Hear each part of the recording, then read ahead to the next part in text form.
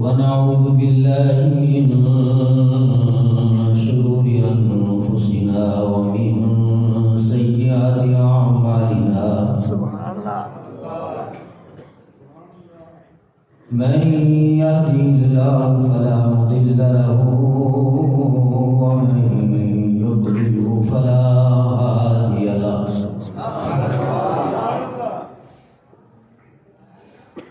ونشهد أن لا إله إلا الله وحده لا شريك له. ونشهد أن محمدا عبده ورسوله. فقال الله تبارك وتعالى في القرآن المجيد والفرقان الحميد: أما بعد فأعوذ بالله من الشيطان الرجيم. بسم الله الرحمن الرحيم. رجال صدقوا ما عاهدوا الله عليه فمنهم من قضى نحبه ومنهم من ينتظر وما بدلوا تبديلا. صدق الله مولانا العظيم وصدق رسوله النبي الكريم الأمين.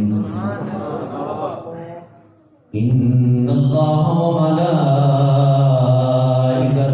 يصلون على النبي يا أيها الذين آمنوا صلوا عليه وسلموا تسليما. الصلاة والسلام عليك يا سيدي يا رسول الله وعلى آلك وأصحابك يا سيدي يا خاتم النبيين. مولاي صل وسلم دائما أبدا على حبيبك خير الخلق كلهم. هو الحبيب الذي ترجى شفاعته لكل حول من الأهوال مقتحم. وكلهم من رسول الله ملتمس غرفا من البحر أو رشفا من الديم. يا رب صل وسلم دائما أبدا على حبيبك خير الخلق كلهم.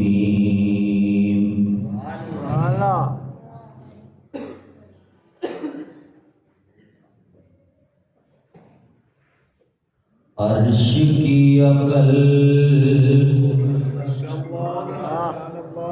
دنگ ہے،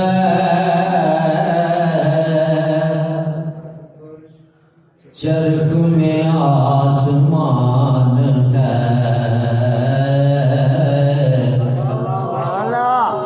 جانے مراد اب کدھر ہائے تیرا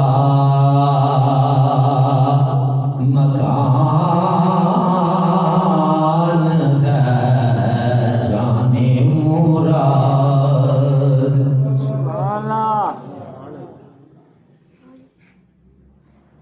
وہ جو نہ تھے تو کچھ نہ تھا،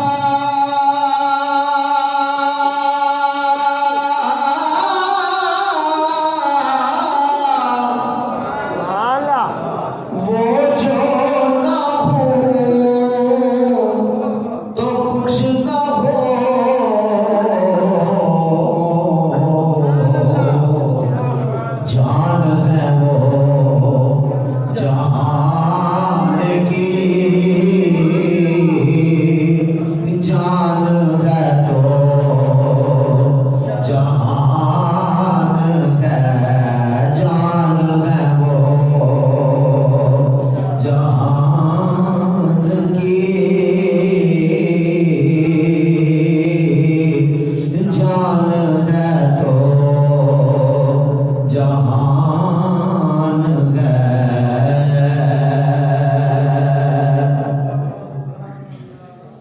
عرش پہ تازہ چھیڑ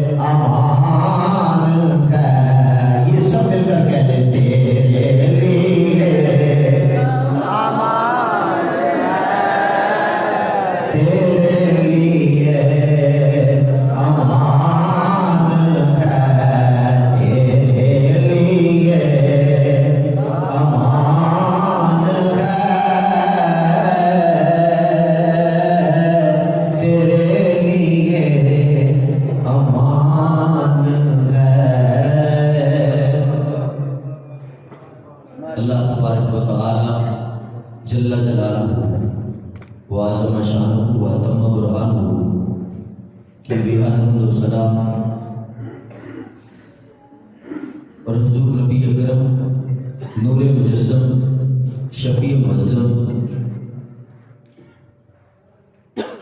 والی کوثر صاحب دلبر امام الانبیاء خاتم الانبیاء حضرت محمد مصطفیٰ صلی اللہ علیہ وسلم کے دربار انوار میں ہدیہ درود و سلام عرض کرنے کے بعد نہایت ہی واجب الاحترام وارثان منبر و محراب عشاقان رسول حاملین عقیدہ اہل سنت و جماعت،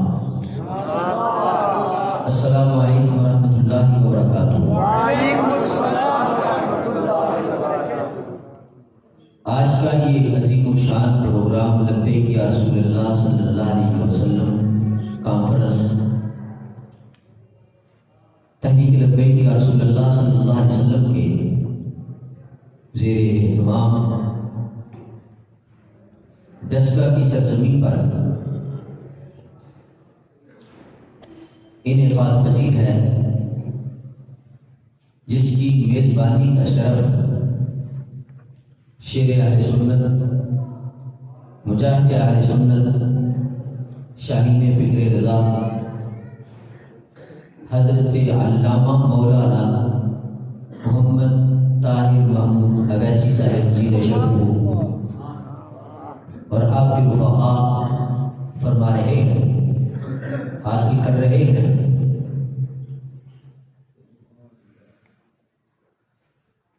میرے ساتھ عظیم عالم دین، میرے کلاس فیلو مجاہد اہل سنت قائم مقام ترجمان جامع مسجد رضائی مجتبہ استاد العلماء حضرت علامہ مولانا محمد ادریس جلالی صاحب زید شرفو، آپ بھی جلوہ فرمائیں اور بڑا ہی خوبصورت آپ نے بیان فرمایا۔ جید علماء کرام دائیں بائیں جلوہ فرما ہے۔ معافی چاہتا ہوں، میں نام کافی حضرات کے نہیں جانتا مگر چہروں سے شناسائی ہے۔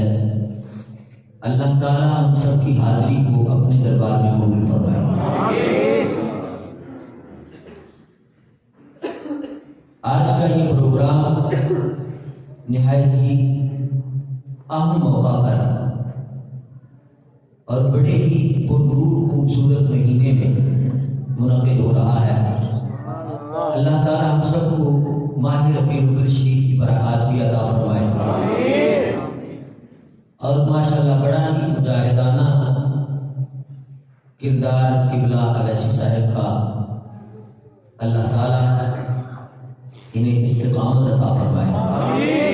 اس سے پہلے بھی جب قبلہ قائد محترم پابند سلاسل ہوئے تو اس وقت بھی جو ریلی کا اہتمام کیا اور پوری دنیا میں اس کو دیکھا گیا اور ایک ولولہ لوگوں میں پیدا ہوا۔ میں سب سے پہلے تو آپ لوگوں کو مبارکباد دیتا ہوں۔ یقین جانیے کہ ایسے علماء، یہ کوئی میں خوشامد نہیں کر رہا، یہ ایسے علماء ایسے مقتدیوں کے لیے ایک نعمت سے کم نہیں ہوتے۔ اللہ تعالیٰ اکثر میرے پروگراموں میں آخر میں تمہیداً کچھ باتیں عرض کرتا ہوں کہ جتنی بھی حق کی آوازیں بلند ہوتی ہیں یہ علماء حق کا ہی اصل فیضان ہوتا ہے۔ اذان دینا اور وہ نورانی قاعدے سے لے کر آگے پھر قرآن تک اور پھر آگے اپنے مسلک کی محبت اور رافضیت اور خارجیت کے پردوں کو چاک کر کے اہل سنت کی خوشبو ہر سینے میں پہنچانا، یہ اہل سنت کے علماء کا ہی فیضان ہے اور کام ہے، اور یہ گنبد خضرا کی ہریالی کا صدقہ ہے۔ اللہ تعالیٰ تمام علماء اہل سنت کو آباد و شاد رکھے۔ میں آج یہ عرض کرنا چاہتا ہوں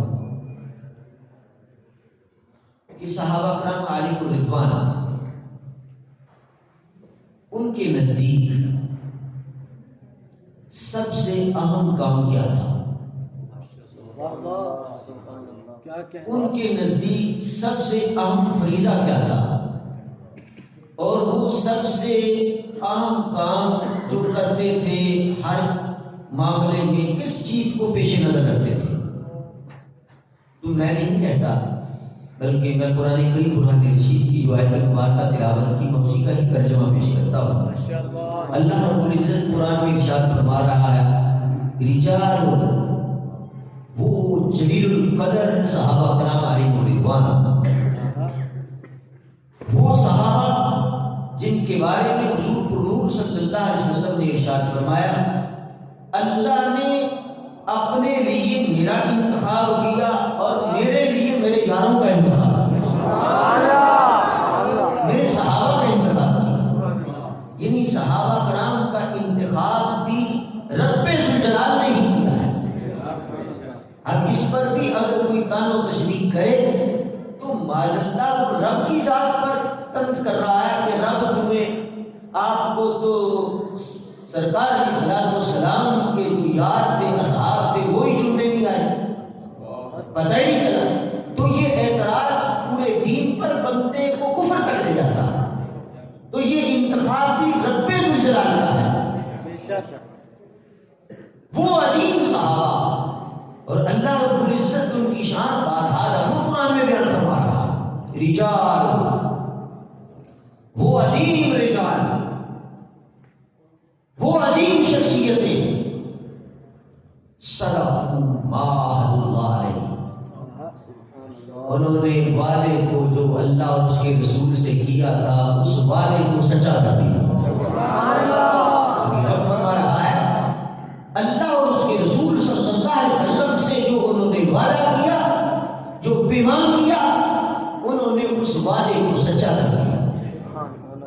انداز سے فمنہم من قضی نحبہ، انہوں نے حضور کی ناموس پر، حضور کی عزت پر اپنی جانیں قربان کر دی۔ ومنہم من ینتظر، کچھ وہ صحابہ جنہوں نے جانیں قربان کر کے کامیابی کا پروانہ حاصل کر لیا، اور کچھ وہ صحابہ ہیں جو ابھی انتظار میں ہیں کہ کب موقع آئے اور میں اپنی جان حضور پر قربان کر سکوں۔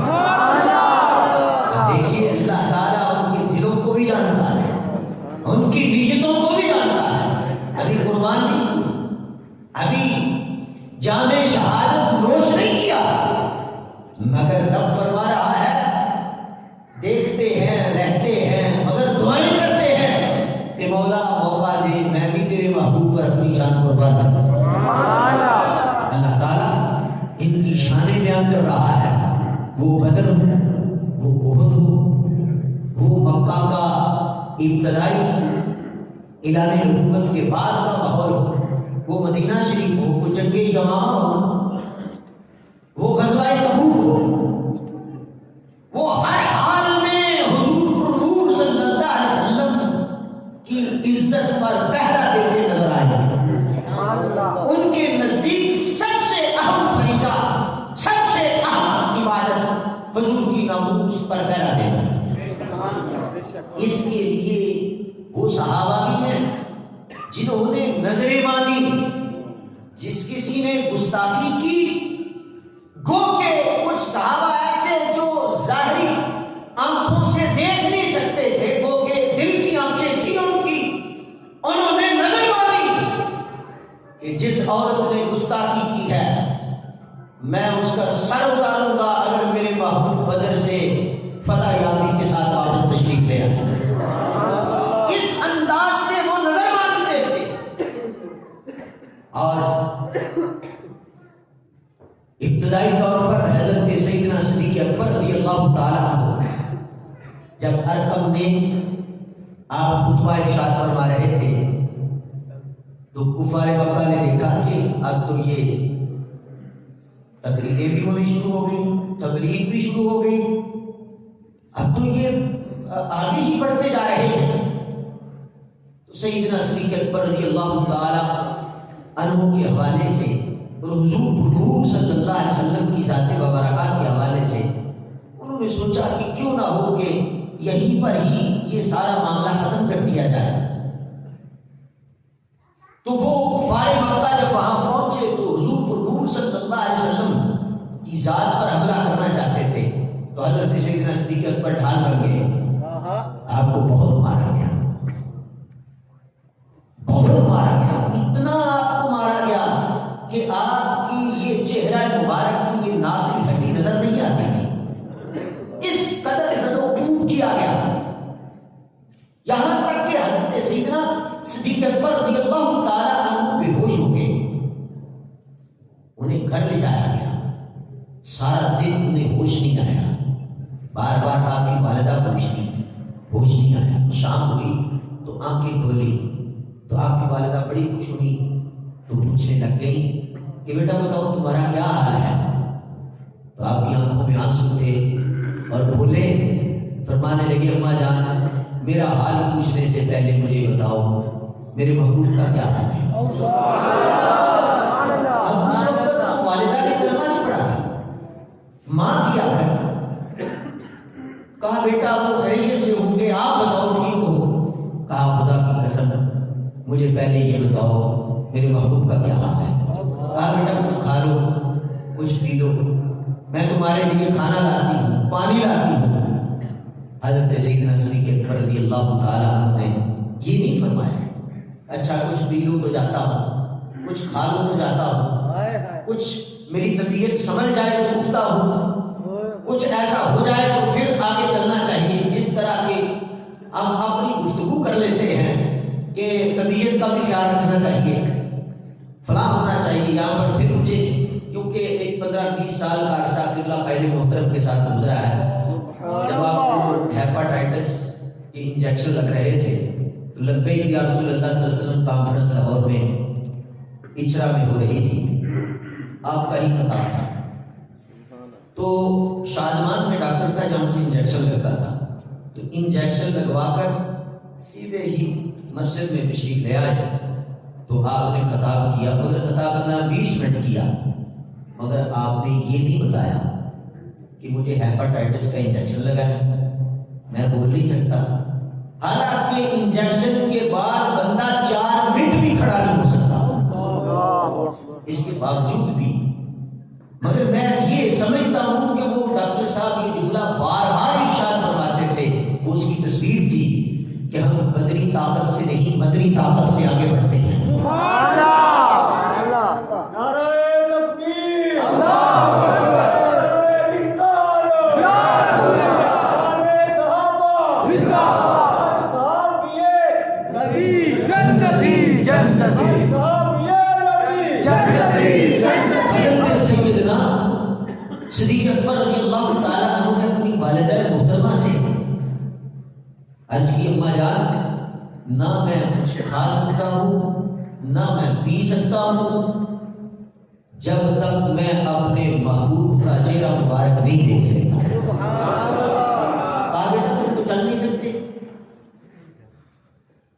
تم تو چل نہیں سکتے، تمہاری حالت ایسی نہیں ہے۔ کہا اماں جان جیسے بھی ہو کسی طریقے سے مجھے محبوب کی بارگاہ میں لے چلو۔ حضرت ام جمیل اور آپ کی والدہ محترمہ ان کو اٹھاتی ہیں، دونوں کاندھوں پہ سہارا دیتی ہیں اور حضور نور صلی اللہ علیہ وسلم کی بارگاہ میں لے جاتی ہیں۔ میرے آقا صلی اللہ علیہ وسلم نے جب دیکھا اپنے غلام کو آتے ہوئے تو حضور صلی اللہ علیہ وسلم اپنی مسند سے اٹھ کر آپ نے اپنے غلام کا استقبال فرمایا اور سیدنا صدیق اکبر رضی اللہ تعالی عنہ کے ماتھے کو چوما۔ یہ سب سے بڑی بات آپ یہاں پر دیکھیں کہ وہ جو انہیں مارا گیا کس کی خاطر، جو وہ اس لحاظ سے کفار کو جان چکے تھے کہ آپ سیدنا صدیق اکبر شہید ہو چکے ہیں، مگر جب ہوش آتا ہے تو زبان پر سب سے پہلے کس ہستی کا نام آتا ہے، کس کی آرزو کی جاتی ہے، کس کا چہرہ دیکھنے کی بے چینی ہے۔ قرآن پاک ان کی صداقت کی یہ گواہی دے رہا ہے کہ وہ صحابہ وہ نمازی بھی اعلیٰ درجے کے تھے، وہ روزے دار بھی اعلیٰ درجے کے تھے، نہ ان جیسا کوئی نمازی ہو سکتا ہے، نہ روزے دار ہو سکتا ہے، نہ ان جیسا کوئی حاجی ہو سکتا ہے۔ وہ رات کے نمازی بھی تھے اور دن کو ناموس رسالت پر پہرا دیتے ہوئے غازی بھی نظر آتے تھے۔ حضرت سیدنا صدیق اکبر رضی اللہ تعالیٰ، کیا مرتبہ تھا ان کا، کیا شان تھی ان کی۔ یہ حدیث شریف آپ نے کتنی دفعہ سنی ہوگی، ترجمہ جو سنا ہی ہوگا۔ سرکار نے فرمایا ذو خدمت تزدد حبا، پنجابی جان میری کہ ایک دن چھڑ کے ایک دن آنا۔ میرے محبوب صلی اللہ علیہ وسلم نے فرمایا ایک دن چھوڑ کر آیا تو محبت بڑھتی رہتی ہے۔ جب یہ جملہ سرکار نے ارشاد فرمایا تو سیدنا صدیق اکبر رضی اللہ تعالیٰ عنہ بھی جلوہ فرماتے ہیں۔ اگلے دن سیدنا صدیق اکبر رضی اللہ تعالیٰ عنہ حاضر نہیں ہوئے۔ سرکار نے فرمایا میرا ابو بکر کہاں ہے؟ یا رسول اللہ وہ تو نہیں آئے۔ فرمایا بلا بلاؤ، بلا کر لایا گیا۔ کہا ابو بکر آپ کیوں نہیں آئے؟ عرض کی یا رسول اللہ صلی اللہ علیہ وسلم کل آپ نے ارشاد فرمایا تھا کہ ایک دن چھوڑ کے ایک دن آؤ محبت زیادہ ہوگی۔ سرکار نے فرمایا ابو بکر یہ میں نے تیرے لیے تو نہیں کہا۔ ابو بکر سبحان اللہ، یہ میں نے تیرے لیے تو نہیں کہا تھا۔ ابو بکر تو میرے لیے ایسے ہے جیسے میری آنکھیں، تو میرے لیے ایسے ہے جیسے میرے کان ہیں۔ ابو بکر یہ تیرے لیے نہیں۔ پتہ چل گیا کہ سارے صحابہ شان والے مگر ابو بکر کی شان وکری ہے۔ سبحان اللہ، ان کا مقام تکبیر، اللہ اکبر، نعرہ رسالت، مصطفیٰ کا ہم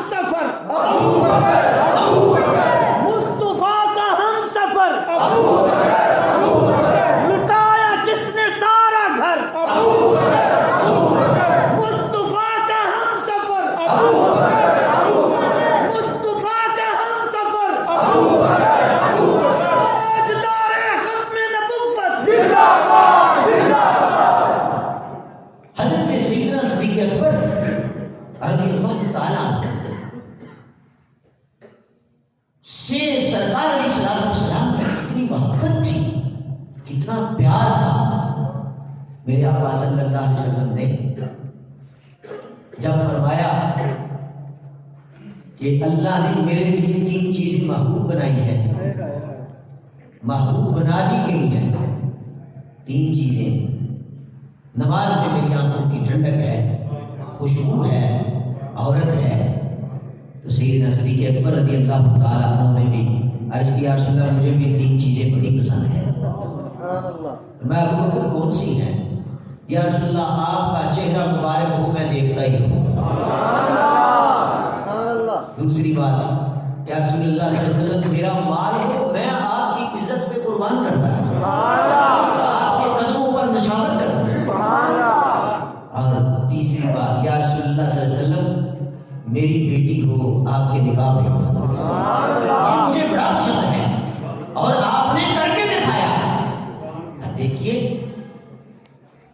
وہ غار ثور میں جب سانپ نے ڈسا تو سیدنا صدیق اکبر رضی اللہ تعالیٰ عنہ حضور کا چہرہ مبارک دیکھ رہے تھے، آنکھوں سے آنسو تو نکلے تو چہرہ دائیں بائیں بھی کر سکتے تھے، ادھر ادھر بھی کر سکتے تھے، نہیں کیا۔ کیوں؟ سیدنا صدیق اکبر نے عرض کیا تھا یا رسول اللہ میری آنکھیں ہوں آپ کا چہرہ ہو میں ہر وقت دیکھتا، اگر کر لیتے تو سرکار فرما دیتے ابو بکر تو کہتا تھا میں دیکھتا ہی ہوں، ابھی تو سانپ نے ڈسا تو چہرہ پھیر لیا، سانپ نے ڈسا تو چہرہ پھیر لیا، وہ امتحان بھی تھا۔ میرے محبوب جاگے تو سرکار نے پھر کیا مقام تھا ابو بکر کا کہ حضور صلی اللہ علیہ وسلم آپ کی گودی میں سر مبارک رکھ کر آرام فرما رہے ہیں اور سیدنا صدیق اکبر آقا صلی اللہ علیہ وسلم کا مسلسل دیدار فرما رہے ہیں، دیدار کر رہے ہیں۔ اور پھر دیکھیے میرے آقا صلی اللہ علیہ وسلم نے وہ لعاب لگایا تو وہ زہر بھی جاتا رہا، اور جو کہا تھا وہ سچ کر دکھایا، اور اتنا سچ کر دکھایا کہ قیامت تک حضور کے پہلو میں سیدنا صدیق اکبر آرام فرما رہے ہیں۔ وہ ہستی انہیں ظالم کہا جائے، انہیں غاصب کہا جائے، وہ ہستی بعد الانبیاء اگر کسی ہستی کی شان ہے تو انہیں سیدنا صدیق اکبر کہا جاتا ہے۔ اور وہ سرکار علیہ السلام کے پہلو میں جلوہ فرما ہے، آرام فرما رہے ہیں، ورنہ تو سرکار نے بھی سیدنا صدیق اکبر نے تو کہا تھا میں دنیا سے جاؤں تو سرکار کے بارگاہ میں قدمین شریفین میں میرا جسم مبارک لے جانا، دروازہ نہ کھولنا، بس لے جانا اور کہنا یا رسول اللہ آپ کا غلام حاضر ہے، اور پھر اگر تو دروازہ کھل جائے تو لے آنا، سرکار کے پہلو میں لے جانا مجھے۔ یعنی سیدنا صدیق اکبر بتا رہے تھے یہ نبی وہ نبی ہیں دنیا سے جانے کے بعد بھی امتی کی خبر رکھتے ہیں۔ عقیدہ بھی لیا، عقیدہ بھی لیا، نظریہ بھی لیا، اور پھر قبر انور سے آواز بھی آ رہی ہے یار کو یار سے ملا دو، یار کو یار سے ملا دو۔ یہ آج جو صورتحال بنی ہے وہ چاہتے ہیں کچھ ان پڑھ اور کچھ سادہ لوگ انہیں بتایا جائے کہ معاذ اللہ غلط کیا تھا سیدنا صدیق اکبر نے، وہ اس جگہ پر بنیاد رکھنا چاہتے ہیں کہ بس اتنی سی بات مان لیں گے تو اگلی ساری باتیں ہم منوا لیں گے، اگلی تو خود میں خود مان جائیں گے۔ جب اتنا مان لیا جائے گا کہ سیدنا صدیق اکبر رضی اللہ تعالیٰ وہاں ظلم ہو گیا تھا، ہاں غصب ہو گیا تھا، ہاں ان سے یہ بات ہو گئی تھی، تو پھر اگلی باتیں تو ہم منوا لیں گے کہ دیکھو جی پھر تو قرآن بھی صحیح نہیں، کیوں کہ یہ سیدنا صدیق اکبر نے اکٹھا کیا ہے، پھر تو جو زکوٰۃ کے معاملے، پھر وہ جو مسیلمہ کذاب کے خلاف جنگ ہوئی اسے واصل جہنم کیا گیا، ختم نبوت پر سب سے پہلے جس ہستی نے نعرہ دیا اسے سیدنا صدیق اکبر کہا جاتا ہے، تو یہ سارے دروازے کھل جائیں، مگر کمال ہے میرے محبوب نے انہیں اپنے پہنوں میں سلایا ہے۔ سرکار نے فرمایا قبر سے سب سے پہلے میں ہی اٹھوں گا پھر میرا یار اٹھے گا، میں اٹھوں گا پھر میرا یار اٹھے گا۔ اور کس انداز سے؟ فرمایا پھر عمر اٹھیں گے۔ کس انداز سے؟ فرمایا ہاتھوں میں ہاتھ ڈالے ہو۔ اس انداز سے کسی نے بڑا خوب کہا ہے، میرا ذوق کبھی کبھی ترنم کا بھی آ جاتا ہے۔ وچ روز آئے اطہر تے جڑے یار نے دوئے، وچ روز آئے اطہر تے جڑے یار نے دوئے، سونے دیاں یاراں نوں جدا کون کرے گا، سونے دیاں یاراں نوں جدا سارے مل کے سونے دیاں یاراں نوں جدا، جے تینوں شان محمد دا پتہ نہیں چلدا، جے تینوں شان محمد دا پتہ نہیں چلدا، پھر حشر دے وچ تیرا پتہ کون کرے گا، پھر حشر دے وچ تیرا پتہ، پھر حشر دے وچ تیرا پتہ۔ وہ تو خوشبو آج بھی مدینہ شریف سے آتی ہے، وہ لذت، وہ محبت آج بھی جا کر ایک عاشق مدینہ شریف میں محسوس کرتا ہے۔ اور اس کو وہ ظہوری صاحب اس طرح کہتے ہیں، جاؤ جو مدینے تو سنو کان لگا، جاؤ جو مدینے تو سنو کان لگا کر، سرکار کی باتیں دروگی، سرکار کی باتیں دروگی۔ سیدنا صدیق اکبر رضی اللہ تعالیٰ کیا مقام تھا؟ فتح مکہ ہوا، حضور القلوب صلی اللہ علیہ وسلم نے فرمایا علی رضی اللہ تعالیٰ، فرمایا علی میرے کندھوں پہ چڑھ جاؤ، ان بتوں کو گرا دو، یہ لات و عزا کو توڑ دو۔ عرض کی یا رسول اللہ صلی اللہ علیہ وسلم میں کیسے بے ادبی کر سکتا ہوں، آپ کے کندھوں پہ میں سوار ہو جاؤں، یہ نہیں ہو سکتا۔ میرے آقا صلی اللہ علیہ وسلم نے بار بار کہا تو ادب کی وجہ سے اس پر آمادہ نہ ہوئے۔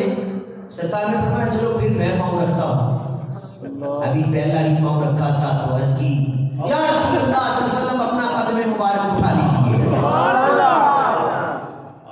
سرکار نے فرمایا علی میں نے تو تمہیں پہلے کہا تھا تم نبوت کا بوجھ برداشت نہیں کر سکتے۔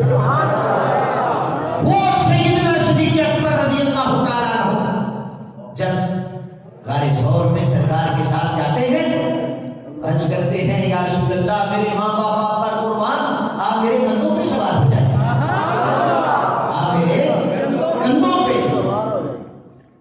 جو گئے ہیں جو نہیں کہ اللہ انہیں لے جائے، جو غار ثور پہ گئے انہیں پتا ہے تنہ تنہا جانا بڑا مشکل ہے، بڑا مشکل ہے، مگر کیا مقام ہے، کیا قوت ہے، وہ فیض نبوت ہے کہ سیدنا صدیق اکبر رضی اللہ تعالیٰ سرکار کو اپنے کندھوں پہ سوار کیا، کندھوں پہ سوار کر کے لے گئے، بتا دیا کہ میرے بعد خلافت کے حقدار سیدنا صدیق اکبر ہی، میرے بعد سب سے پہلے مسلح پر جلوہ فرما ہونے والے وہ سیدنا صدیق اکبر ہی۔ اب دیکھیے میں بتا رہا تھا آپ کو ان کی سب سے بڑی عبادت حضور کی عزت پہ پھیلا دینا۔ میرے آقا صلی اللہ علیہ وسلم دنیا سے تشریف لے گئے تو وہ جو محراب بنی ہے اس طرح آج ہم نے یہ بنائی ہے، تو پہلے سرکار کے زمانے میں تو نہیں ہوتی تھی، یہ تو بعد میں بنی۔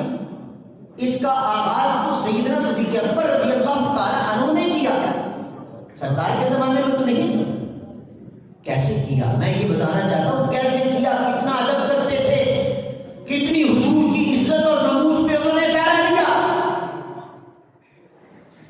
حضور جگہ جلوہ فرما ہو کر نماز پڑھاتے تھے، سیدنا صدیق اکبر رضی اللہ تعالیٰ نے کہا ہم کہاں اس قابل کہ حضور کے مصلی میں کھڑے ہو جائیں؟ وہ شہید ہو جہاں، وہ کہاں میں کہاں، وہ حامیے میں قسم، وہ کہاں میں کہاں۔ انہوں نے کیا کیا؟ جو حضور نور صلی اللہ علیہ وسلم کے مصلی کی جگہ تھی، ایک موٹی دیوار بنا دی، وہ دیوار بنا دی تاکہ قیامت تک یہاں کوئی کھڑا نہ ہو سکے، اور وہ قدمین شریفین والی جگہ جو ہے وہ تھوڑی سی چھوڑ دی تاکہ جو بھی امتی برکت لینا چاہے وہ پیچھے کھڑا ہو، اور حضور صلی اللہ علیہ وسلم قدمین شریفین جہاں رکھتے تھے وہاں امتی اپنا سر مبارک رکھے، اسے وہ برکت ملے سرکار کے قدموں کی، تبھی کہا جاتا ہے محراب۔ یہ محراب بھی سرکار کے قدموں کا صدقہ ہے، محراب بھی حضور کے قدموں کا صدقہ ہے۔ وہ اس طرح گول دائرے میں بنا دیا جہاں حضور کے قدمین شریفین ہوتے تھے، وہ اتنی جگہ چھوڑ دی، باقی وہ موٹی دیوار بنا دی کہ کہیں آگے بڑھ کر کوئی امتی اپنا پاؤں نہ رکھے، کوئی آگے اپنا قدم نہ رکھے، بے ادبی نہ ہو جائے۔ قیامت تک کے لیے سب سے پہلے جس ہستی نے ادب رسول کا درس دیا، ناموس رسالت پہ ڈرا دیا، اسے سیدنا صدیق اکبر کہا ہے۔ نعرہ تکبیر، نعرہ رسالت، نعرہ حیدری، غلام ہے رسول کے، غلام ہے رسول کے، سرکار کی آمد، سرکار کی آمد۔ میں عرض کر رہا تھا، میں آج گفتگو بھی اسی پر ہی کروں گا، باقی دیگر جلیل القدر صحابہ کرام بھی ہیں، مگر موضوع کے حوالے سے میں اس ہستی کے حوالے سے ہی چند باتیں آپ کے گوش گزار کرتا ہوں۔ سیدنا صدیق اکبر رضی اللہ تعالیٰ عنہ، آپ نے بھی ہجرت کی مگر حضور صلی اللہ علیہ وسلم کے ساتھ، اور جب سب ہجرت کر رہے تھے تو سیدنا صدیق اکبر بھی تیار ہو گئے، فرمایا ابو بکر تم ٹھہر جاؤ، ہو سکتا ہے اللہ تمہیں میرا سفر کا ساتھی بنا دے۔ ابو بکر ٹھہر گئے اور فرمایا ابو بکر تم تیار رہنا، میں آؤں گا، پیغام بھیجوں گا، تمہیں پھر ساتھ لے لوں گا۔ کیا نصیب تھے سیدنا صدیق اکبر کے کہ جنہیں بلانے کے لیے حضور خود تشریف لے جائے۔ اس پر کچھ عشاقان رسول صلی اللہ علیہ وسلم نے لکھا ہے، فرمایا کہ اگر حضور سیدنا صدیق اکبر کو جب کہا ابو بکر میں آؤں گا رات کو پھر چلیں گے، میں تب سے لے کر 1 رات 2 راتیں 10 راتیں سیدنا صدیق اکبر رضی اللہ تعالیٰ عنہ دروازے کے ساتھ ہی کھڑے رہے، کہ جانے میرے محبوب کب آیا۔ ایسا نہ ہو حضور آواز دے تو میں کہوں میں آتا ہوں، ویٹ کرے میرا، انتظار کرے، ایسا نہ ہو یہ جملہ کہہ کر میری ساری زندگی کا سرمایہ برباد ہو جائے۔ سرکار نے جب ہجرت فرمانی تھی تو آواز دی، فوراً دروازہ کھل گیا، کیا سنا ابو بکر حاضر ہے، ابو بکر حاضر ہے۔ اور پھر وہ اس انداز سے ہجرت فرمائی، جب آپ نے ہجرت فرمائی 40,000 درہم آپ کے پاس تھے، اور جب گھر سے چلے تو ساری دولت اپنے ساتھ لے کر چلے، ایک درہم بھی گھر میں نہیں چھوڑا۔ وہ تو بات کہی تھی یا رسول اللہ میرا مال ہو آپ کے قدموں پہ قربان کرتا جاؤ، اسے سچ کر دکھایا، سارا مال حضور کے قدموں پہ قربان کر دیا۔ 40,000 درہم آج کے دور میں بھی وہ چھوٹی رقم نہیں ہے، مگر وہ وقت جب اپنا سارا مال حضور کے قدموں پہ قربان کر دیا۔ اور پھر دیکھیے پہلے ہی سال، اگلے ہی سال جو ہے وہ بدر کی لڑائی، اسلام کی پہلی لڑائی ہو گئی، تو اس وقت جب آپ کے لیے وہ چھپر بنایا گیا، عریش جہاں اب مسجد عریش بنی ہوئی ہے، وہ بنایا گیا تو اعلان ہوا حضور نور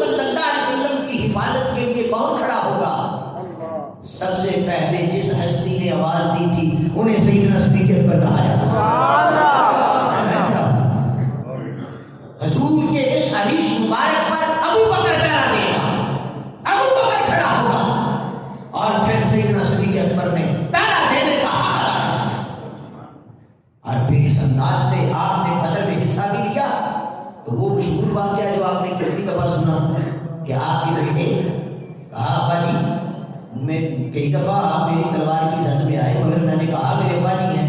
اس وقت آپ کے بیٹے نے کلمہ نہیں پڑھا تھا مگر سیدنا صدیق اکبر رضی اللہ تعالیٰ نے فرمایا بیٹا ایک دفعہ بھی میری تلوار کی زد میں آ جاتا میں تمہیں گستاخ سمجھ کر سر قلم کر دیتا تھا.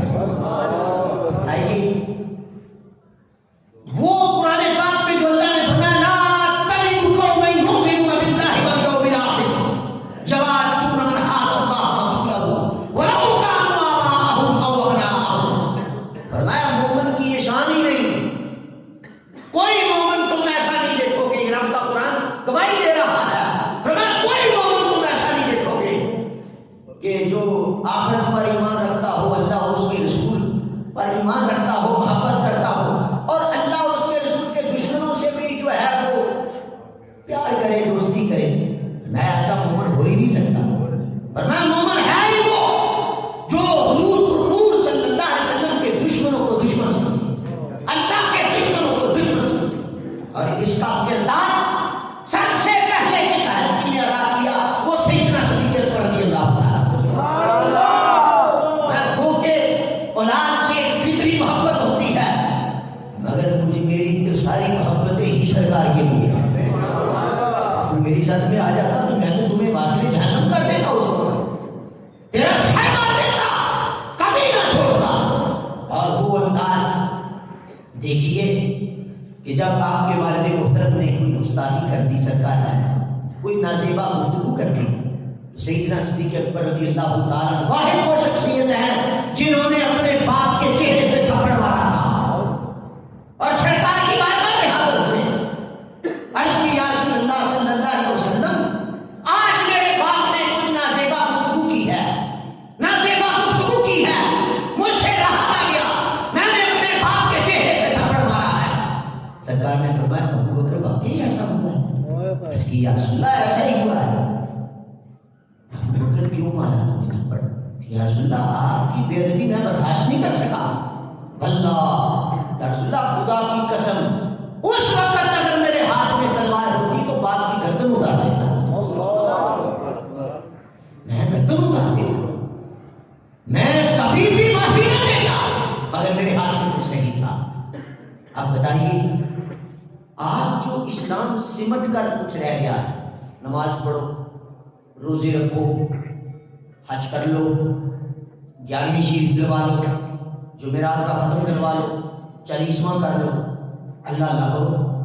کیا ضرورت ہے بولنے کی؟ کیا ضرورت ہے کچھ کہنے کی؟ کیا ضرورت ہے چوکوں کچہریوں میں کھڑے ہونے کی؟ کیا ضرورت ہے جلسے جلوس کی؟ جو گستاخی کر رہا ہے وہ خود ہی اللہ اسے پوچھے گا. انہیں یاد ہی نہیں رہا وہ حضرت سعد رضی اللہ تعالیٰ عنہ کا خطبہ بہت, جب آپ کے جسم پر کوئی حصہ نہیں بچا تھا جہاں تیر نہ لگا ہو, مگر آپ نے جو درس دیا قیامت تک کے حضور کے غلاموں کو, صحابہ کو گواہ بنا کر, اور فرمایا میرے صحابہ, میرے دوستو, یہ میری بات قیامت تک کے مسلمانوں تک پہنچا دو.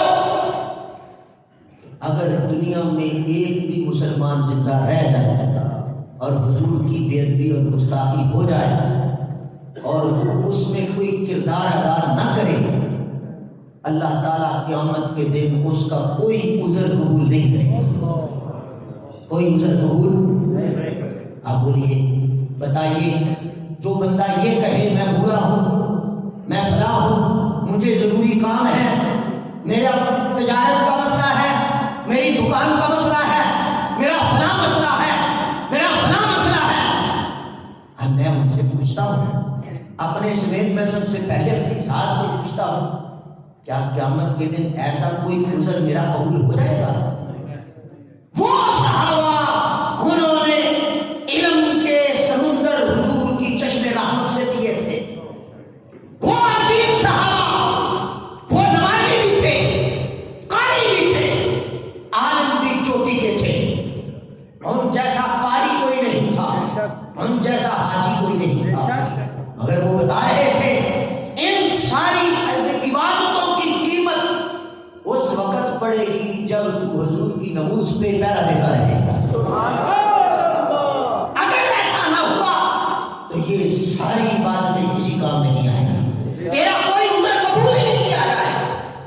اب دیکھیے حضرت سیدنا صدیق اکبر رضی اللہ تعالیٰ عنہ حضور صلی اللہ علیہ وسلم کے ظاہر وصال مبارک کے بعد آپ جب خلیفہ بنے تو سرکار نے اپنی ظاہری زندگی مبارکہ میں حضرت اسامہ بن زید کا لشکر تیار کیا تھا جنگ کے لیے کہ تم جاؤ۔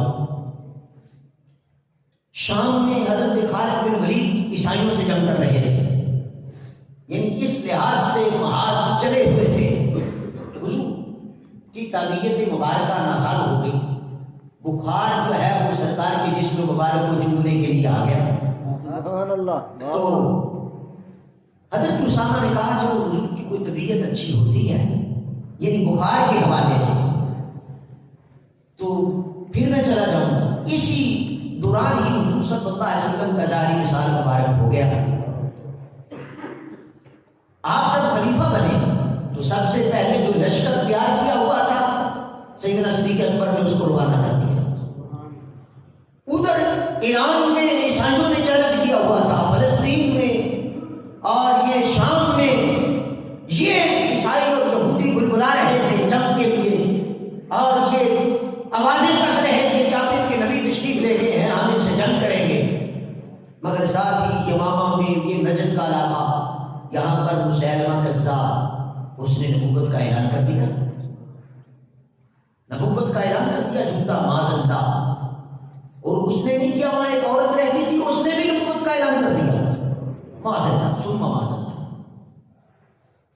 مسیلمہ کذاب کو جب یہ پتا چلا کہ عورت نے بھی اعلان کر دیا، چلو یہ تو اچھا ہو گیا، میں نبی ہوں وہ نبیہ ہو گئی، اس نے اس کی دعوت کی، اب تم میرے پاس آؤ۔ اسے پاس بلایا، اسے کہا کہ تم نبیہ بن گئی، میں نبی بن گیا، اب ہم نکاح کر لیتے ہیں، تو اس انداز سے ہماری شادی ہو جائے اچھے طریقے سے، کیونکہ اب تو میں ہی نبی ہوں۔ حضور پر صلی اللہ علیہ وسلم تو ظاہری طور پر دنیا سے پردہ فرما دے۔ ان کا نکاح ہو گیا، وہ خیمے سے باہر آئے، ان کے حواری تھے 40,000 کا اس کا لشکر تھا جو لڑائی میں تھا، باقی افراد تو اس کے علاوہ تھے۔ تو اس نے کہا میں نے نکاح کر دیا ہے، یہ نبیاں ہیں، میں نبی ہوں، اب اس خوشی میں 5 نمازیں تھی، اب تم 3 پڑھا دو، 2 میں نے معاف کر دی، معاذ اللہ ثم معاذ اللہ۔ یعنی یہ حق میں دے دیا اس نے۔ اس انداز سے قافلے چلتے آتے تھے۔ مدینہ شریف میں سیدنا صدیق اکبر کو کسی نے خبر دی کہ مسیلمہ کذاب نے جھوٹا نبوت کا دعویٰ کیا ہے۔ فوری آپ نے خط لکھا شام میں حضرت خالد بن ولید کو، فرمایا خالد فوری واپس آ جاؤ اور اس لشکر کی کمان جو ہے حضرت ابو عبیدہ بن جراح کو دے دو۔ حضرت خالد بن ولید کو واپس بلایا، اتنے بہار کھڑے ہوئے تھے مدینہ شریف کے گرد و نواح میں، مانے ہی نے زکات کی، ہم زکات نہیں دیں، کچھ کلمے سے پھر گئے، اس قدر حالات خراب تھے۔ آپ نے فرمایا حضرت خالد بن ولید واپس آئے، فرمایا خالد حضور کی عزت پہ حملہ ہو گیا ہے، فوری لشکر تیار کرو۔ 18,000 صحابہ کا لشکر تیار کر لیا۔ اس 18,000 کے لشکر میں 1,000 صحابہ کرام وہ تھے جو حافظ قرآن تھے، جن کے سینوں میں قرآن تھا، حافظ قرآن۔ اور یہ وہ جنگ جو مسیلمہ کذاب کے خلاف لڑی گئی، اس میں بدری صحابہ بھی شریک ہوئے۔ اور سیدنا صدیق اکبر نے کہا پہلی جنگوں میں سرکار نے فرمایا تھا کہ اب تم کچھ بھی نہ کرو، اللہ تم سے کچھ نہیں پوچھے گا، مگر اے بدری صحابہ سنو، یہ میرے محبوب کی عزت کا معاملہ ہے اور گھر نہیں بیٹھنا، یمامہ میں جانا ہے۔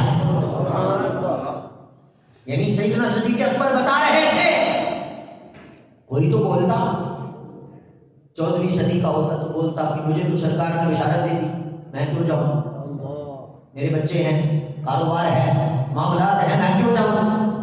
مگر وہ صحابہ تھے کیونکہ ان کی شان کو رب نے قرآن میں بیان فرما رہا ہے کہ حضور کی عزت پر جان قربان کرنا ان کی سب سے بڑی تمنا ہے۔ بدری صحابہ بوڑھے جوان سب تیار ہو گئے، اور اس جنگ میں جب وہ لڑی جا رہی تھی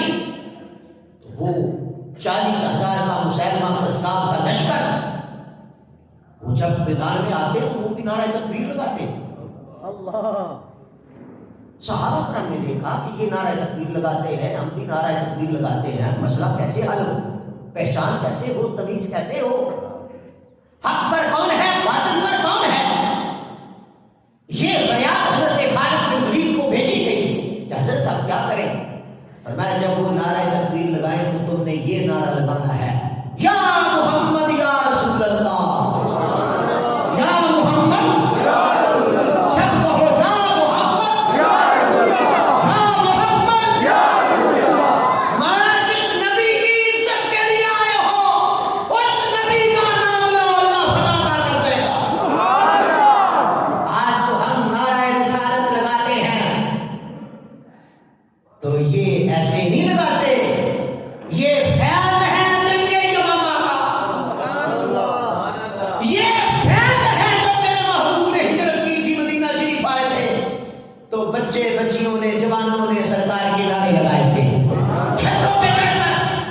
یہ نعرہ عام نہیں ہے, یہ تو صحابہ بھی جب مسیلمہ قذاب جیسا لائن اسے واصل جہنم کر رہے تھے تو نعرہ لگا رہے تھے, یا محمد یا رسول اللہ. کیا مطلب, یا رسول اللہ آپ کی عزت کے لیے آئے ہیں, اب آپ ہی نظر رحمت فرما دیں.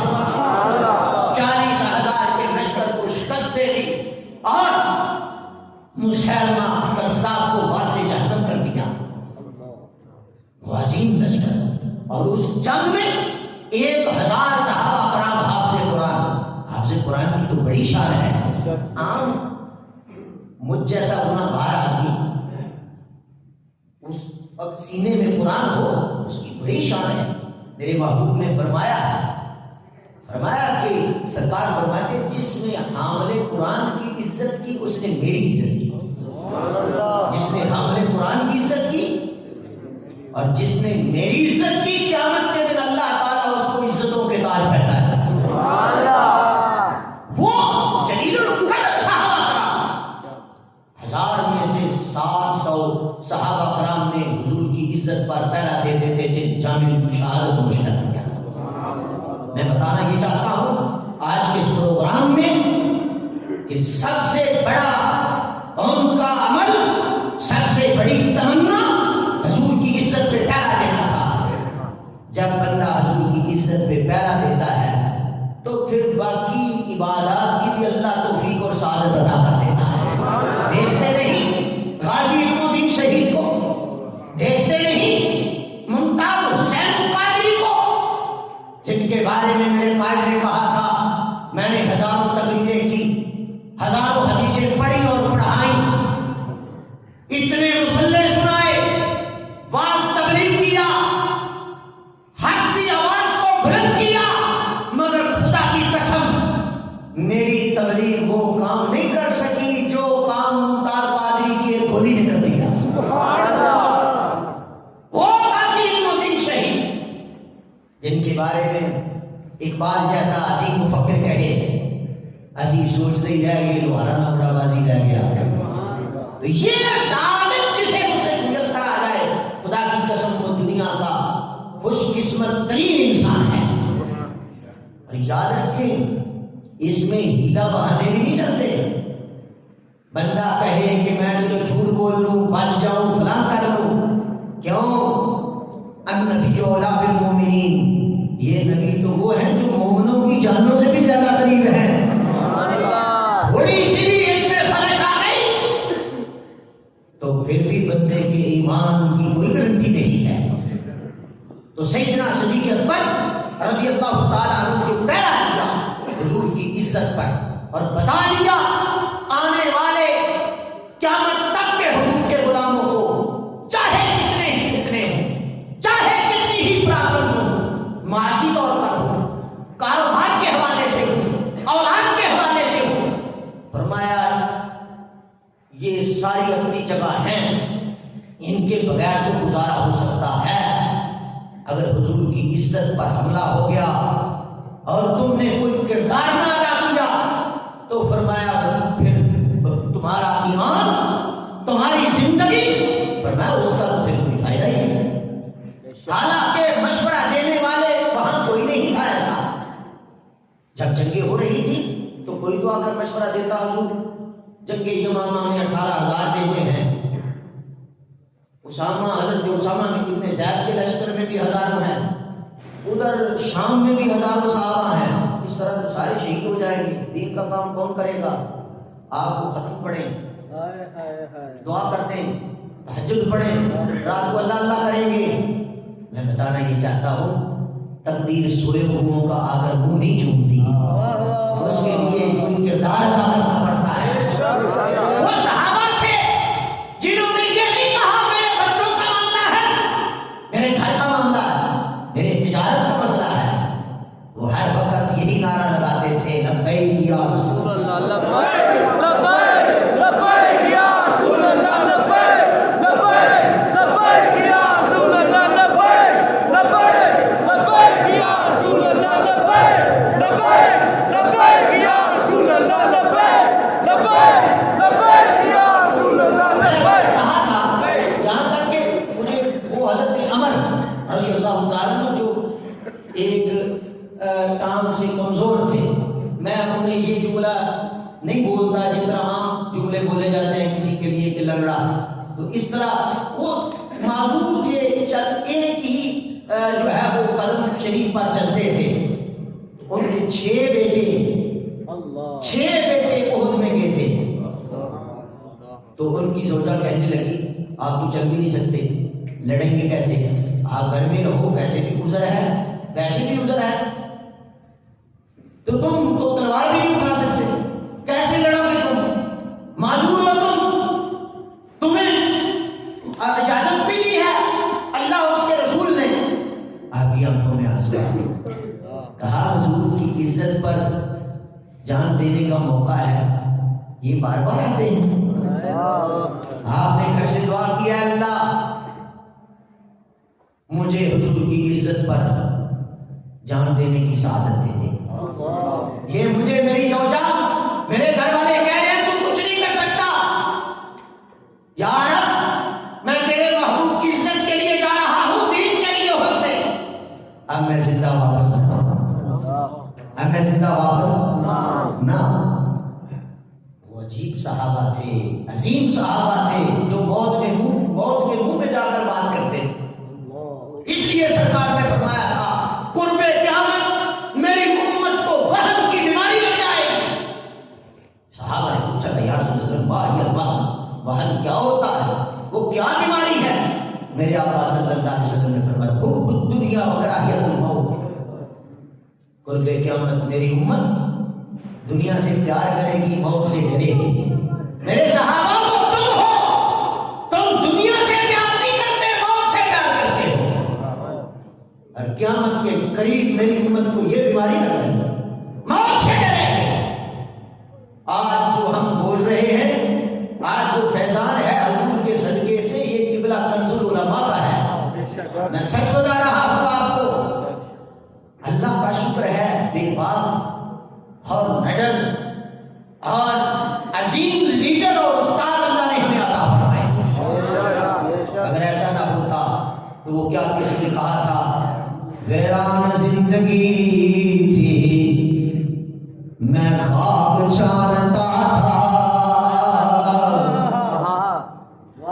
ویران زندگی تھی میں خواب چاہتا تھا، آقا تیری عطا سے پہلے مجھے کون جانتا تھا، تیری عطا سے پہلے مجھے کون جانتا تھا، تیری عطا۔ تو یہ فیضان ہے، اللہ کا شکر ہے، اللہ نے استاد بھی ایسے دیے، اللہ نے شیخ بھی ایسے دیے۔ ایک دفعہ کسی شخص نے آ کر لائبریری میں کہا حضرت روزانہ پریس کلب جلسے سڑکوں پہ فلاں فلاں، تو اللہ کے ولی جو ہیں وہ حجروں میں بیٹھ کر اللہ اللہ کرتے ہیں، آپ سارا دن حدیث شریف بھی پڑھاتے ہیں، تو یہ کام آپ کریں، لوگ رجال تیار کریں۔ تو آپ اس کا مطلب یہ تھا بات کرنے والے کا کہ ولایت یہ ہے تسبیح پھیرنا، ولایت یہ ہے کہ بس بندہ رات کو اللہ اللہ کرے۔ تو اس وقت ڈاکٹر صاحب نے فرمایا آپ کا یہ جو ہے وہ اکثر یہ جملہ اپنے شاگردوں کو مریدوں کو فرما دیتے ہیں سائیں آپ نے فرمایا سائیں اللہ دے ولی صرف وہی نہیں ہوتے جڑے تسبیحاں پھیرن کئی قسماں دے اللہ دے ولی ہوندے بس مشہور انج ہو گیا جڑا بہت ہی تسبیح پھیرے وہی ولی ہوندا ہے مشہور ہو گیا ورنہ کئی قسماں دے اللہ دے ولی ہوندے یہ تو آپ نے نہیں فرمایا کہ ایسا آپ کی عاجزی مگر اس کا جو تھا نا جملہ اس کا جواب دیا کہ تو یہ سوچتا ہے کہ جتنے جو زیادہ چندے کاٹے وہی اللہ کا ولی ہے فرمایا ولایت کی سب سے بڑی سیڑھی اور ابتدا بھی حضور کی عزت پہ پہرا دینا ہے اللہ کا شکر ہے ہم نے ڈاکٹر صاحب سے جتنا پڑھا جب سے پڑھا جب تک رہے آپ نے یہی درس دیا ہمیں اور یہی سبق ہمیں پڑھایا اللہ کا شکر ہے اور یہ بھی بڑی خوش نصیبی کی بات ہوتی ہے کہ کسی شاگرد کو ایسے استاد میسر آ جائے ایسے شیخ میسر آ جائے ایسے اللہ کے ولی میسر آ جائیں کہ جو بے باک ہوں اور حق گوئی اور بے باکی ان کا شیوا ہو انہیں ولا یخافون لومۃ لائم کی کوئی پرواہ نہ ہو کہ دنیا کیا کہتی ہے لوگ کیا کہیں گے انہیں کوئی پرواہ نہ ہو ان کی نظر ہر وقت گنبد خضرا پہ لگی رہتی ہے ہر وقت گنبد خضرا کو دیکھتے ہیں تو اس لحاظ سے آپ دیکھیں کہ یہ ماحول آج جو بنا ہوا ہے فرانس میں خاکے بنائیں گے اللہ انہیں تباہ و برباد کرے ختم کرو یہ کرو وہ کرو تو میں نے کہا اس وقت سیدنا صدیق اکبر کے سامنے 14ویں صدی کے ہم ہوتے 15ویں صدی کے تو کہتے ہیں حضرت ختم پڑھ لیں دعا کریں آپ اللہ کے ولی ہیں اگر آپ کی دعا نہیں قبول ہونی تو پھر سانو کیوں بیعت کیتا تسی پھر کالے ولی ساڈا مسئلہ نہیں حل ہونا یعنی ہم یہ اسلام کو ہم نے سمیٹ دیا ہے اور مختصر کر دیا ہے اگر ہم فرانس کی بات کریں امریکہ کی بات کریں کہتے دیکھا مولوی صاحب آج سیاسی تبلیغ کر کے آج سیاست کی بات کر کے یہ سیاسی باتیں ہوتی ہیں امریکہ کے اسلام کا دشمن قرآن کا دشمن ہمارے محبوب کا دشمن جب ہم ان کا نام لیں تو کیا یہ سیاست ہے فرانس جیسا دنیا کا سب سے بڑا دہشت گرد ملک اگر ہم اس کے خلاف آواز اٹھائیں تو کیا یہ سیاست ہے نہیں واللہ یہ میرے ایمان کا تقاضا ہے پھر کہتے ہیں جی تم ایسے ہی آپ تو کمزور ہو تم کیسے وہاں پہنچ سکتے ہو کر تو پہنچ سکتے نہیں بھائیو ہم کچھ کریں یا نہ کریں اگر موقع ملا تو کریں گے مگر موقع نہیں ملا تو جس طرح مچھلی پانی کے بغیر تڑپتی ہے ہم تڑپے تو صحیح ہم تڑپے تو صحیح ہم شرمندہ تو ہوں ہم دعا تو کریں ہم احتجاج تو کریں ہم اپنی آواز کو تو بلند کریں تاکہ قیامت کے دن سرکار کی بارگاہ میں کوئی شرمندگی نہ اٹھانی پڑے اس لیے یہ میں بتاتا ہوں یہ مولویوں کا مسئلہ نہیں یہ ہم سب کے ایمان کا مسئلہ ہے یہ ہمارے ایمان کی بات ہے تو سیدنا صدیق اکبر رضی اللہ تعالیٰ عنہ نے اس انداز سے پہرا دیا ہے حضور کی عزت پر یہ تو میں نے بعد الانبیاء جانشین رسول صلی اللہ علیہ وسلم کی ان کی زندگی مبارکہ کے چند پہلو کے حوالے سے کچھ گوشے جو ہیں وہ میں نے چن کر آپ کے گوش گزار کیے ہیں ورنہ سیدنا صدیق اکبر کی شان کون بیان کر سکتا ہے ان کا بڑا مقام ہے ان کی بڑی شان ہے آپ دیکھیے کہ ان کے بعد اب یہ مسئلہ ہے علماء تشریف فرمائے کوئی شخص حضور صلی اللہ علیہ وسلم کی چادر مبارک کو بنیت توہین کہتے وہ تو میری رہتی تھی فرمایا وہ کافر ہو جاتا ہے کیا ہو جاتا ہے کافر ہو جاتا ہے کوئی بندہ یہ کہتے حضور صلی اللہ علیہ وسلم کے نالین مبارک کو کہ وہ تو چھوٹے ہوتے تھے فرمایا وہ بھی کافر ہو گیا اس کا کوئی عذر قبول نہیں کیا جائے گا کوئی عذر نہیں کہ میں مذاق کر رہا تھا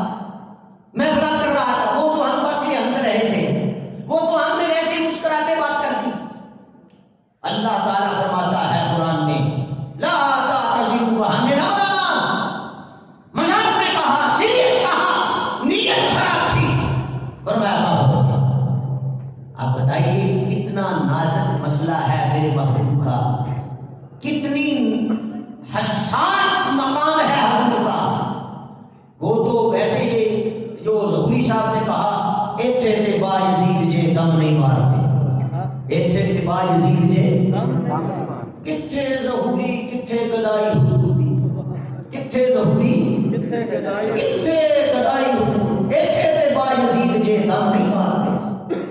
آج کتنی عجیب بات ہے، چوکوں تھڑوں پر حضور صلی اللہ علیہ وسلم کی ذات کے حوالے سے کوئی بات کرے، وہ بادشاہ کا دربار اور وہ امام قاضی یوسف رحمہ اللہ تعالی جلوہ فرما ہے، دربار لگا ہوا ہے، کھانے کا ٹائم ہے، دسترخوان بچھ گیا، بادشاہ وزارا عمارا دسترخوان پہ بیٹھے ہوئے ہیں، کدو شریف پک کر آ گیا. امام ابو یوسف نے دیکھا کدو شریف پکا، کہنے لگے واہ واہ اتنی اچھی سبزی پکی ہے جو میرے محبوب کی پسند ہے. آپ نے کہا واہ واہ اتنا اچھا سالن ہے جو میرے محبوب کی پسندیدہ ہے. ایک وزیر بولا کہا پکی تو ہے مگر مجھے پسند نہیں ہے.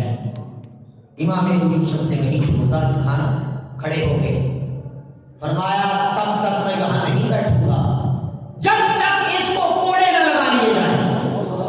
اس نے ہمارے محبوب صلی اللہ علیہ وسلم کی پسند کو ناپسند کیوں کہا ہے، اسے پتا نہیں وہ لوکی وہ کدو شریف سرکار کی پسندیدہ سبزی ہے، اس نے گستاخی کی ہے، اس نے بے ادبی کی ہے. بادشاہ کو مخاطب کر کے کہا اس کو فوری ابھی بھیجیے، اس کو کوڑے لگے گا، اس کو سزا ملے گی. اس نے میرے محبوب کی بے ادبی کی ہے. یہاں تک ہمارے اکابرین نے پیرا دیا ہے. میں یہ بتانا چاہتا ہوں کہ کبھی بھی کسی بے ادب کی مجلس میں نہ بیٹھنا، کسی گستاخ کی چپ بھی رہے تو ایمان پہ بھی خطرے میں، چپ بھی رہے تو یہ کہہ دینا کیا کہتا دوست تھا میرا، کیا کہتا رشتے دار تھا میرا، کیا کہتا میں وہ عزیز تھا میرا، کیا کہتا میں وہ میرا ہمسایہ تھا. رب فرما رہا ہے، فرمایا کہ تمہارے جو اللہ رسول کا دشمن ہے تم نے کیسے دوست بنا لیا، تم نے کیسے قریب کر دیا. آج ضرورت ہے اس بات کی. ہمارے بھائی محترم کنز العلماء ڈاکٹر محمد اشرف آصف جلالی صاحب زیدہ شرف کو اللہ انہیں لمبی زندگی دے، آمین. آج چوتھا مہینہ ہونے جا رہا ہے. آج میں یہاں اعلان کر رہا ہوں انشاءاللہ جتنی پیشیاں ہوئی مجسٹریٹ کے ہم ضمانت خارج ہو گئی، سیشن میں چلی، وہاں پر ہمارے وکلاء نے دلائل دیے 1.5 گھنٹہ، ایجنسیوں کے بندے وہاں حاضر تھے. تو وہ جو جج تھی عورت، اس نے یہ کہہ کر ضمانت ریجیکٹ کر دی کہ ان کا نام ہے FIR میں لہذا میں ضمانت ریجیکٹ کرتی. کیا بات ہے. حالانکہ نہ ان کا وکیل بولا، نہ ان کی طرف سے ان کا مدعی بولا، صرف اتنی بات پر. میں کہتا ہوں جس طرح فرانس نے خاکے بنائے، میرے قائد باہر ہوتے تو کیا عالم ہوتا. پتا چلتا احتجاج ہوا ہے، پتا چلتا. مگر یہ ایجنسیوں اور اداروں کے نہ جانے کیا ان کے اپنے معاملات ہیں، کیا صورتحال ہے. اب ہائی کورٹ میں پہلی تاریخ پڑی 14 دن، اگلی تاریخ پہ وکیلوں نے جو رافضیوں کے وکیل تھے انہوں نے اپنا جو ہے وہ پیش کیا، وکالت نامہ قائم، وکالت میں ٹائم نے پھر 14 دن کا ٹائم دے دیا، پھر 14 دن کا ٹائم دے دیا. اس کے بعد آئے تو پھر ہم کورٹ میں ہی تھے، وکیلوں کو مخاطب کر کے جج کہنے لگا ہاں تیاری ہے، بالکل تیاری. کہا یہ تو جو کہا گیا اداکار جو ہے FIR میں لکھا ہے، ڈاکٹر صاحب نے تو یہ جملے نہیں بولے. کہا مجھے تقریر نہ سناؤ، میں تمہاری تقریریں نہیں سننا چاہتا. مجھے بتاؤ کہ اس طرح کے پہلے کیسوں میں کسی کی ضمانت ہوئی ہے؟ ہمارے وکیل نے کہا ہاں بالکل ہوئی ہے، 2004 میں ہوئی، 2007 میں ہوئی، 2013 میں ہوئی، 2014 میں ہوئی. اب دیکھیے ان کی بے ایمانیاں. وہ جج جو انصاف کی کرسی پہ بیٹھا ہے، انہیں پتا نہیں کل قیامت کو میں نے پیش بھی ہونا ہے.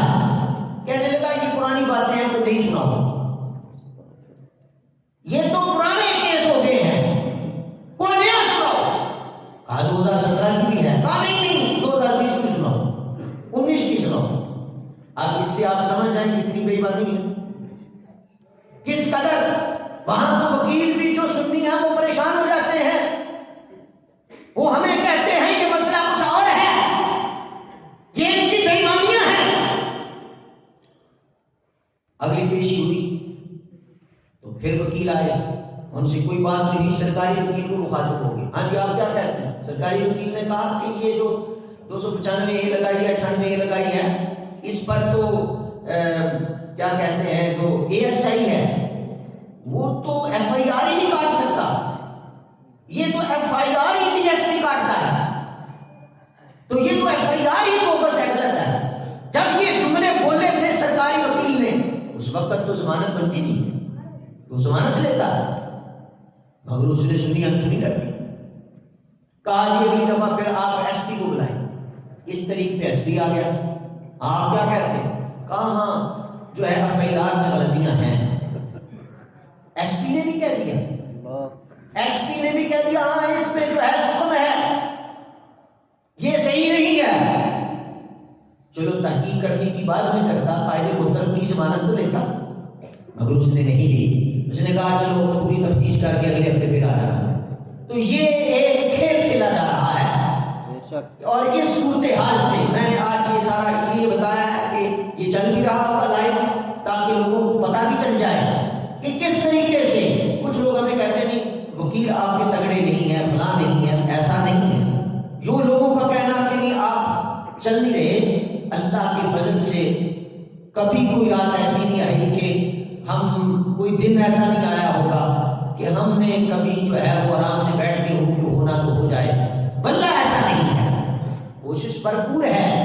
مگر وہ کسی نے کیا کہا تھا، یہ تو ایک ہندو شاعر کا ہی ہے، بعد میں شاید اس نے کلمہ پڑھ لیا تھا، اس کی آنکھوں کی بنائی چلی گئی تھی، تو ہندو تھا شاعر، تو اس نے کہا کہ ڈاکٹروں نے جواب دیا کہ آپ کا پیچھے سے نور ختم ہو گیا ہے۔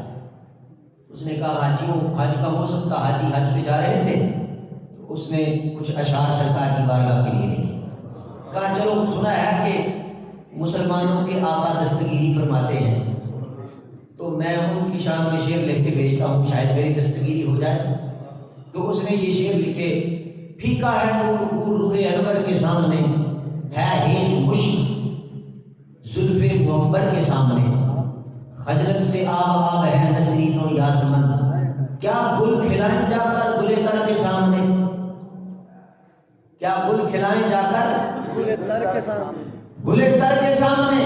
آگے وہ لکھتا ہے، شیشہ ہو نہ سنگ ہو آئینہ ہو نور کا، شیشہ ہو نہ سنگ ہو آئینہ ہو نور کا، اس کو لگا کے جاؤں میں سرور کے سامنے، قسمت میں جو لکھا ہے مٹ نہیں سکتا کسی طرح، تدبیر کیا کرے گی مقدر کے سامنے، تدبیر کیا کرے گی مقدر کے۔ یہ اصلی شعر تو میں یہ سنانا چاہتا تھا، قسمت میں جو لکھا ہے مٹ نہیں سکتا کسی طرح، تدبیر کیا کرے گی مقدر کے سامنے۔